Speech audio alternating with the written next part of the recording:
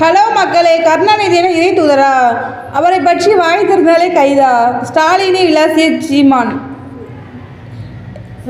முன்னாள் முதலமைச்சர் கருணாநிதி பற்றி அவதூறாக பேசியதாக கூறி நான் தமிழர் கட்சியின் நிர்வாகியும் பிரபல யூடியூபருமான சாட்டை திருமுருகனை காவல்துறையினர் தென்காசி மாவட்டம் குற்றாலத்தில் வைத்து கைது செய்தனர். இது குறித்து சென்னையில் பேசிய நாம் தமிழர் கட்சியின் ஒருங்கிணைப்பாளர் சீமான் செய்தியாளர்களை சந்தித்த போது பேசியதாவது: எதற்காக துரைமுருகனை இந்த அரசு கைது செய்திருக்கிறது? என்னை விடவா அதிகமாகவா பேசிவிட்டார்? என்னை சுற்றி இருப்பவர்களை கைது செய்து எனக்கு நெருக்கடி கொடுக்க நினைக்கிறார்கள். புலி சிங்கத்துடன் மோதுவீர்களா? அவர் பேசியது அவதூறு இல்லை, அது ஏற்கனவே இருக்கும் பாடல்தான். அந்த பாட்டை பாடினால் கைது செய்வீர்கள் என்று தற்போது அதே பாட்டை பாடுகிறேன், என்னை கைது செய்யுங்கள் என கூறி அந்த பாடலை பாடியும் காண்பித்தார்.